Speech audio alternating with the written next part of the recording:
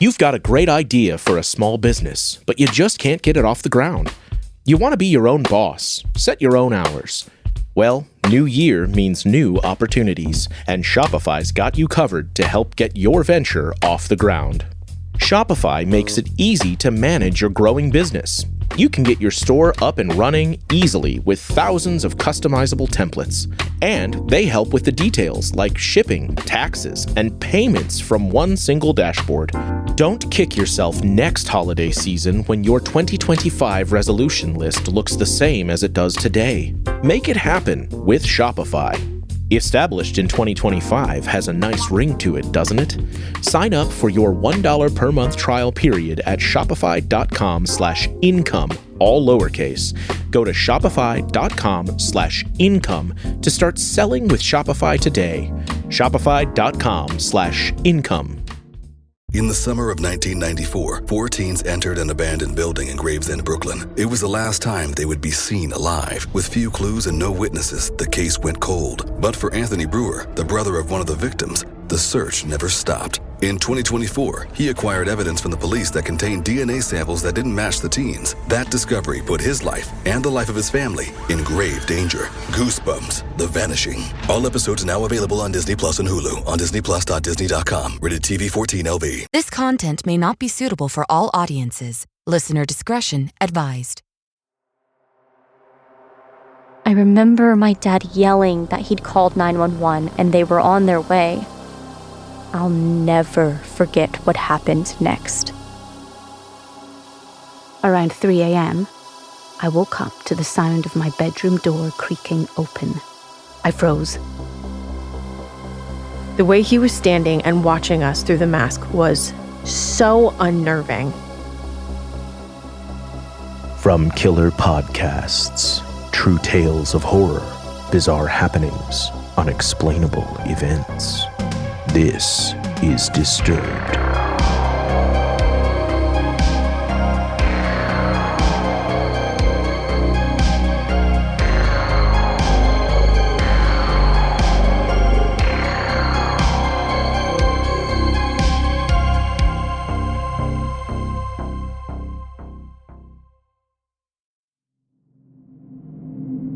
Hello, and welcome back to the show.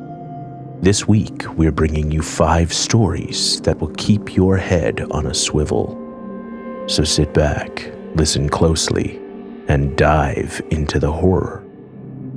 First, a story narrated by Hannah Robertson from Reddit user MUK World. Nothing good ever comes out of a crawl space.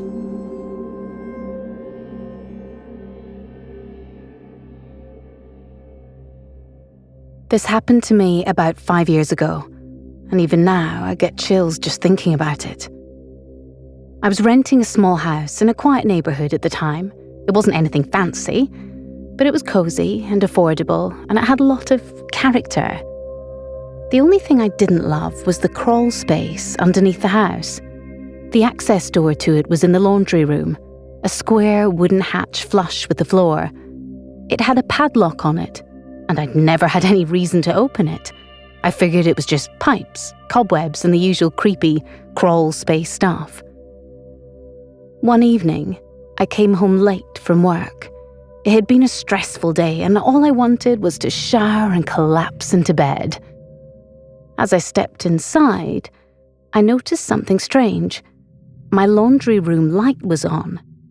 I was sure I had turned it off that morning, but I chalked it up to being absent-minded in my rush and turned it off again. That night, I woke up around 2 a.m. to a faint noise. At first, I thought it was just the wind, but as I lay there, I realized it was coming from the laundry room. A soft, rhythmic thumping sound. My heart started to race. I debated whether to get up and check, or just stay in bed and hope it stopped. Curiosity got the better of me, so I grabbed my phone, turned on the flashlight, and tiptoed to the laundry room. When I opened the door, everything was quiet. And then I saw it. The hatch to the crawl space was slightly ajar. My stomach dropped. I distinctly remembered it being locked, and there was no way I could have accidentally opened it. Trying to stay calm, I convinced myself it might be an animal that had somehow gotten in. I shut the hatch tightly and placed a heavy box of detergent on top of it before going back to bed. The next day, I called the landlord to ask if there were any pest issues I should know about. He seemed surprised and said no one had reported anything like that before. Still, he promised to send someone over to check it out. That night, I double-checked the hatch and even put a chair on top of it for good measure. I didn't hear any noises, and I started to feel a little silly for being so freaked out. But around 3 a.m., I woke up to the sound of my bedroom door creaking open. I froze. My bedroom door doesn't creak unless you push it slowly, and I knew I had closed it before bed.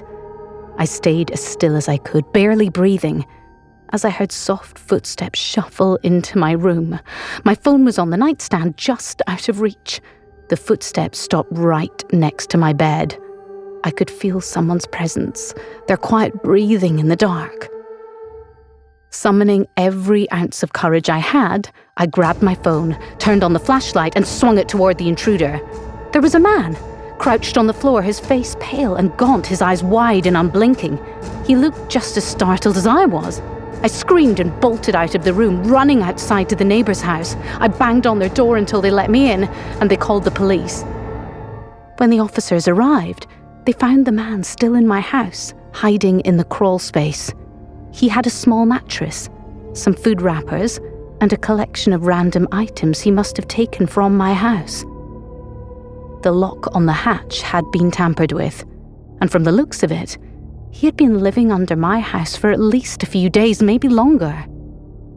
The scariest part, the police said they found a notebook with detailed notes about me.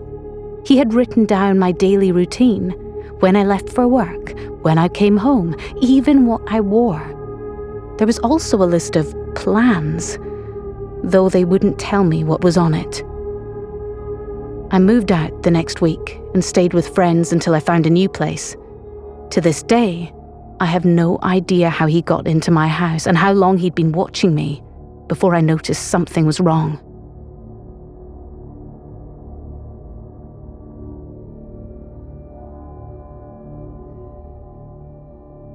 Our next story is told by Cesar Brazil about an IT job that could have led to a game over.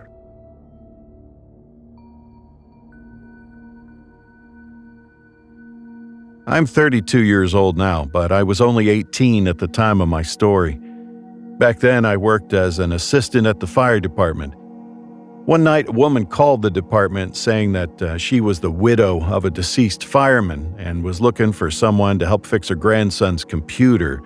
He lived with her. Since I had completed some IT courses, I was used to receiving calls from family and friends to help them with technology, so I took down her number and told her I'd call her back. I asked the sergeant about her and mentioned the name of her deceased husband.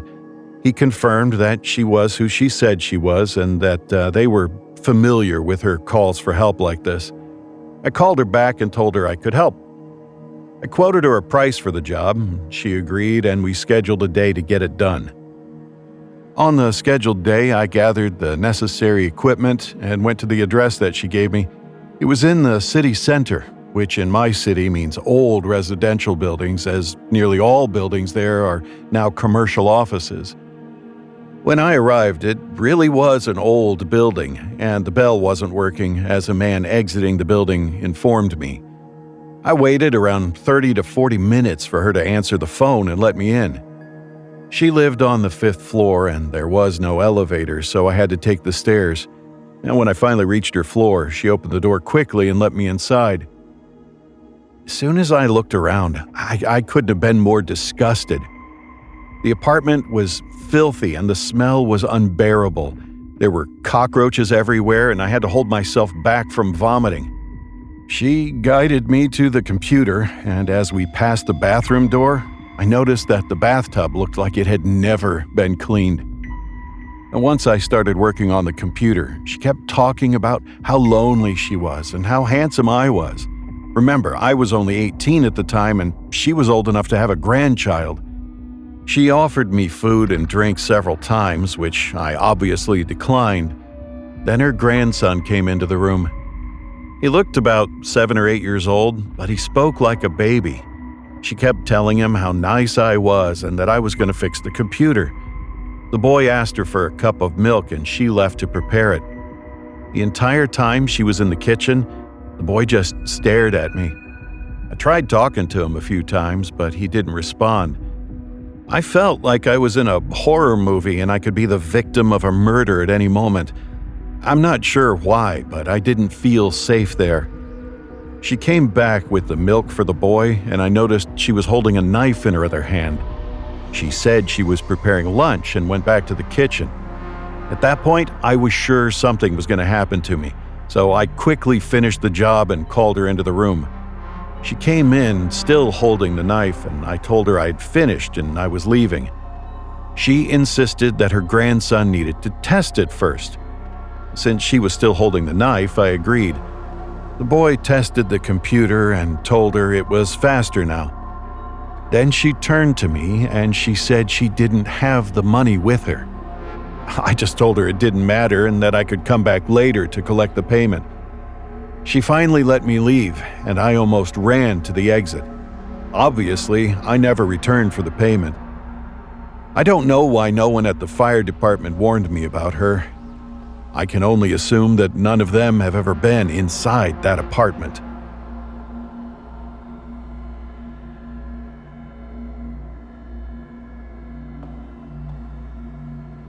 This next story comes from Reddit user 1_son_4263 and is narrated by Dan DeGroh. I don't know whose child that is, but he's definitely not yours.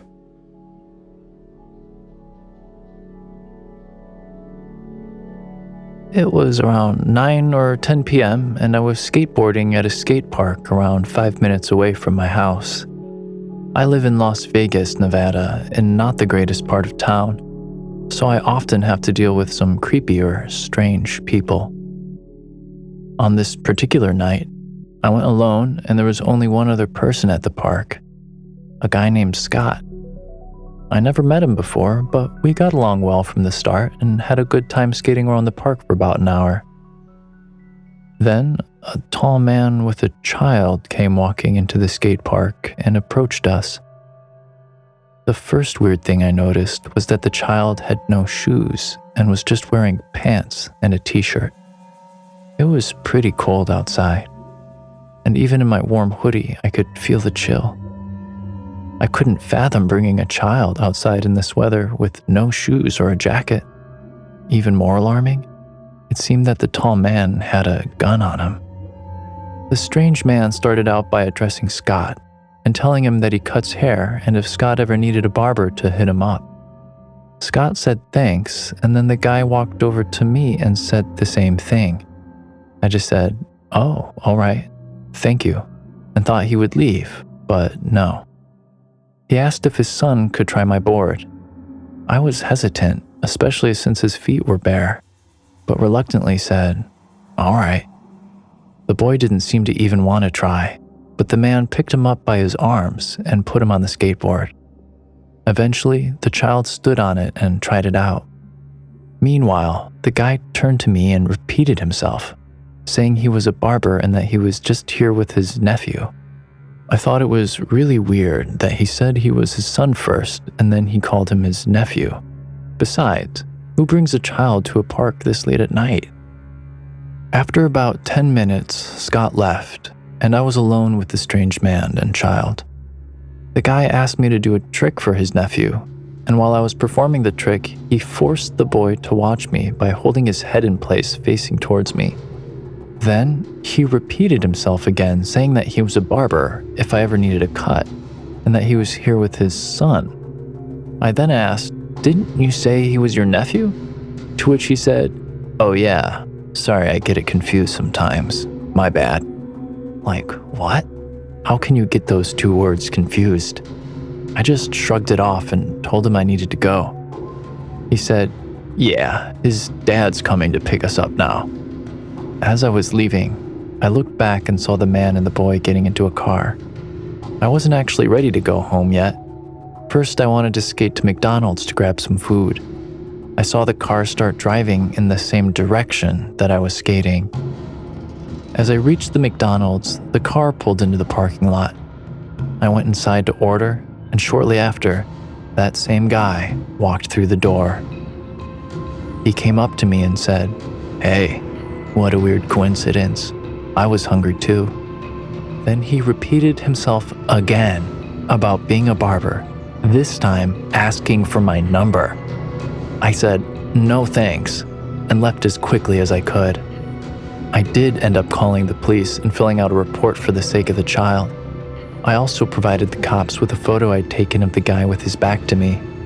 The police said there wasn't too much they could do about it, but at least I did what little I could to help.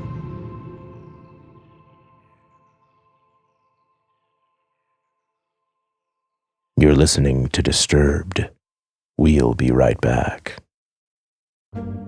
If you're plagued by demons, anxiety, long nights, Beelzebub, you need to hear about today's sponsor, CB Distillery. They've got natural solutions for sleep and stress that are driving people absolutely mad.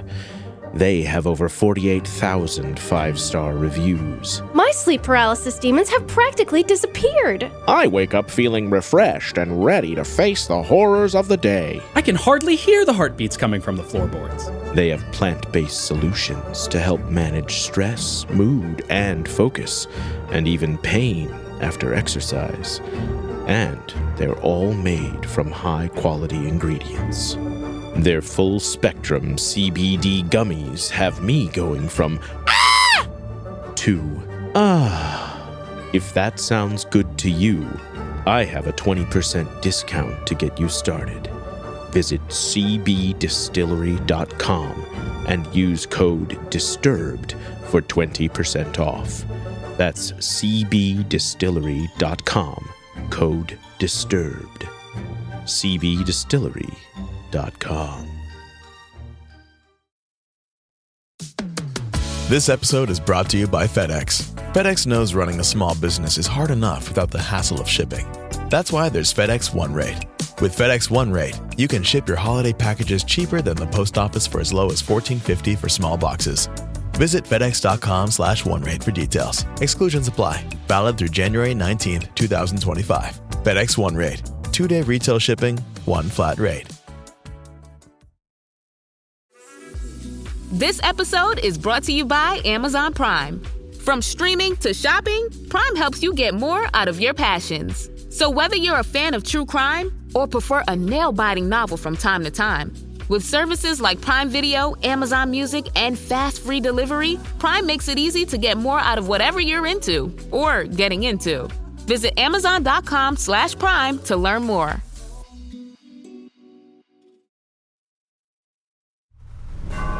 Welcome back to the podcast. Our next story is narrated by Meghan Barylak Smith.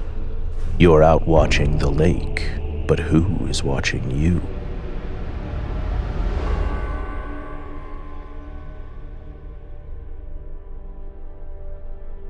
This experience truly felt like something out of a horror movie. One night, my friend and I decided to park by a lake in our city just to chat and watch the water. The lake is surrounded by woods and various parking lots. The closer you get to the lake, the farther you are from the main road, which takes you out of the wooded area. I parked my car in one of the unlit parking lots about 5 yards from the lake and turned off the ignition. He sat beside me in the passenger seat, and we chatted for about 10 minutes while listening to music. Suddenly, he said to me, "Is that a man standing there?" I laughed and looked ahead, and all I saw was the dark lake in front of me. "No," I said, thinking his eyes were playing tricks on him. But then he pointed his finger at my driver's side window, and I turned to see a man with a cat mask covering the top half of his face, standing 10 yards away. He was just staring at me, not moving. I was immediately extremely freaked out. The way he was standing and watching us through the mask was So unnerving.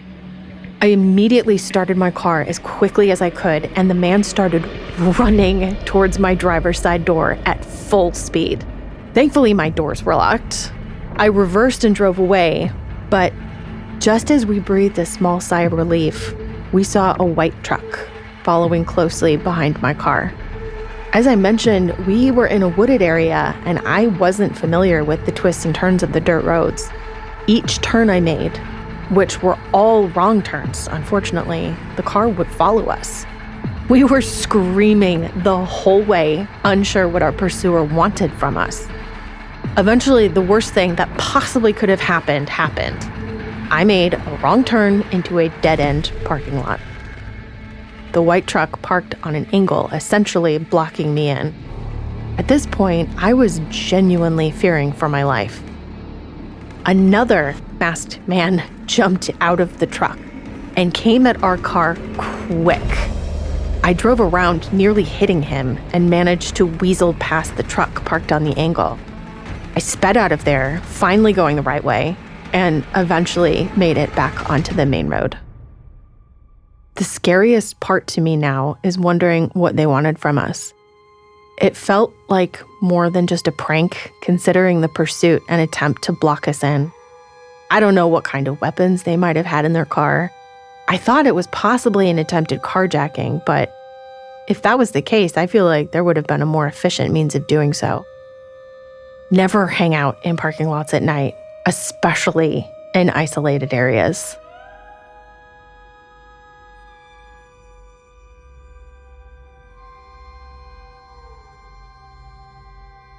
Our final story is narrated by Terra Ashe from r/True Scary Stories. We desperately needed help, but not from him.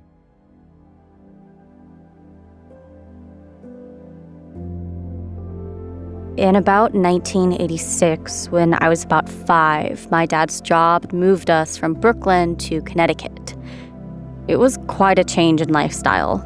We went from a crazy, crowded neighborhood to 3 or 4 acres on a windy road in the woods. My mom especially loved the scenery and the tranquility. It should be pointed out that my mom was about 27 or so at the time, and my dad was about 30. All was fine for a while until my mom grew increasingly uneasy about a man she said she was seeing everywhere she went. When she went to the supermarket, he would be there and would smile at her. She took my sister and me to the park one day, and he was there sitting on a bench and staring at her. There were many more instances, and my mom eventually mentioned it to my dad, who I think kind of wrote it off at the time. He'd never seen the guy and figured it was just a coincidence. The town wasn't terribly big. You were bound to run into people over and over, but my mom was adamant. And these sightings began to get more frequent over the course of about a month. I was very young, but I can vaguely recall her always being on edge whenever we left the house. Finally, after one such incident, she called my dad at work crying, and she said she was now certain that he was watching her daily movements. She said she was leaving to pick my sister up from nursery school when she noticed a car through the trees on the road about 50 yards up from our driveway. When she got in her car, the other car pulled out and began to follow her. With increasing worry, she drove to get my sister and went into the school. When she came out, she saw the guy standing by his car looking at her. She had had enough at this point, and her Brooklyn kicked in. She started yelling all manner of shit at the guy, who promptly jumped in his car and sped off. This was enough for my dad now, who came home from work and promptly called the police. I remember they came to the house and spoke to my parents in the other room. As luck would have it, the police knew exactly who the guy was, as he'd been on their radar for a similar incident a few years before with another woman. However, they described him as sort of simple-minded and harmless. They said he'd never threatened anyone or done anything violent. He was just a bit of a weirdo who couldn't take a hint.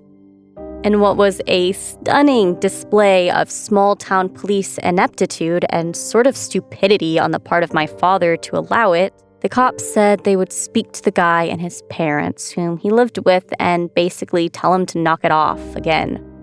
And so they did. That very night, my parents received a phone call from the guy's parents, who apologized profusely and explained their son was a little socially off and never meant to hurt or scare anyone. They said they told him to leave my mom alone or they would get the police involved themselves. And in true, naive, small-town fashion, everyone just sort of shook hands and let it go.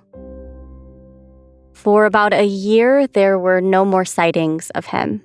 No incidents. My dad knew where he lived now and would occasionally pass by to see if his car was at his house. It seemed that the gentle admonishment worked. However, that all changed one summer night in 1987. This part I remember well. It was about 9 p.m., and I was in bed, not yet asleep. I could hear my parents watching TV in the living room. At some point, I heard my sister leave her room and walk down the hall towards the living room. Suddenly, there was commotion and an air of panic. It appeared that my sister was having an asthma attack and was really struggling to breathe. This would be the first of many attacks that had her on an inhaler until adulthood. My dad was running one way, my mom the other. They turned the shower on to see if the steam would open up her airways. I remember my mom shouting that it wasn't working and to call 911. At this point, I got up and stood in the hallway watching this all unfold. I remember my dad yelling that he'd called 911 and they were on their way. My mom was still in the bathroom trying to get my sister to breathe in the steam. I'll never forget what happened next. I walked down the hallway towards the living room and the staircase that led to the front door. I was hoping to find my dad in the kitchen where the phone was, as I was starting to panic a bit over the situation. However, he ran past me towards the bathroom where my mom and sister were. Suddenly, at the bottom of the stairs stood a young man staring up at me, the front door wide open behind him. I yelled to my parents that the police were here, and I heard footsteps come running down the hallway towards me. It had only been a minute since my dad had called 911. I recall thinking, even at 6 years old, wow, they got here fast. My mom came up behind me and proceeded to let out the most blood-curdling scream I have ever heard. It was the fucking stalker standing, looking up at us. I hadn't recognized him, so I was now thoroughly confused as to what was going on. My dad was there in 3 seconds, and my mom screamed, "It's him! It's the fucking guy!" I will never forget the look of utter confusion on my dad's face. He had a daughter in the bathroom starving for air, and his wife suddenly in distress over a man standing in his doorway. Like, which fucking thing do you attend to first? Well, this dude took one look at my dad and bolted out the door into the dark. My dad started to follow, but quickly realized he knew where the guy lived, and since it appeared he'd run off, there was no immediate threat. He yelled to my mom to go into the kitchen, and she grabbed me in a state of blind panic and pulled me with her. About 2 minutes later, the cops arrived, and one of them was a guy present a year earlier after the initial encounters. My mom started screaming, "He's out there! He was watching us!" The cops were completely confused now as well. This was supposed to be a medical emergency, but suddenly it was a home invasion. EMTs were quickly behind the cops and gave my sister an inhaler, and she started breathing again. Now all the attention was on the stalker, as it was clear he had to have been spying on my parents through a window and in his twisted mind thought he could save the day. The cops caught up with him running down the road and arrested him. He admitted under questioning that he'd been going for drives at night for months now and watching my mom through windows from the woods. He didn't really seem to understand what the big deal was. In the end, he pled guilty to trespassing and some sort of stalking-related crime and went to jail, though I'm not sure for how long. I've often thought about going back up to Connecticut to take a look at what records are available on the case. Nothing seems to exist online. According to my parents, the lack of any threats or actual violence sort of rendered the story unnewsworthy. My mom was so freaked out that my dad put in a transfer and we were back in Brooklyn by the fall. Although it's taken over 35 years, my mom can now tell the story with a laugh, but I don't think she ever got over that night. We found out from old neighbors years later in the late 90s that the guy had been in a group home post-jail and died from a heart attack. That's my story. Pretty scary, all true.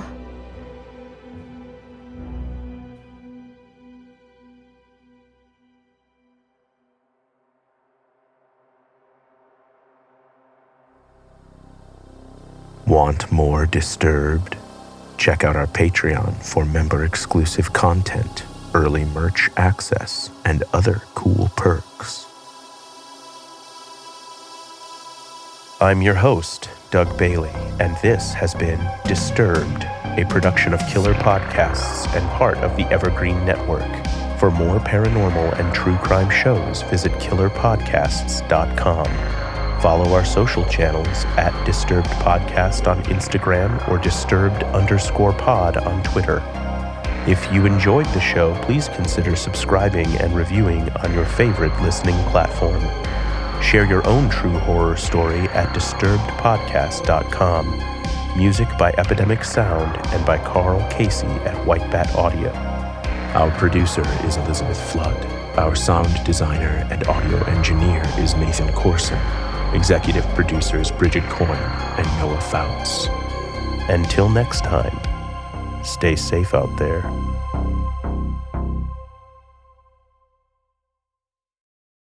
Hello, we have this superb podcast called We Didn't Start the Fire, the only podcast started by Billy Joel. It is the most original, fascinating, and random way to learn the story of the 20th century. Oh, pretty darned random. And we are joined by some pretty incredible guests. I only wrote stuff that I wanted to hear. If it turned out to be a hit, it was pure dumb luck. With me, Katie Puckrick. And me, Tom Fordyce. This is We Didn't Start the Fire, the only podcast started by me, Billy Joel.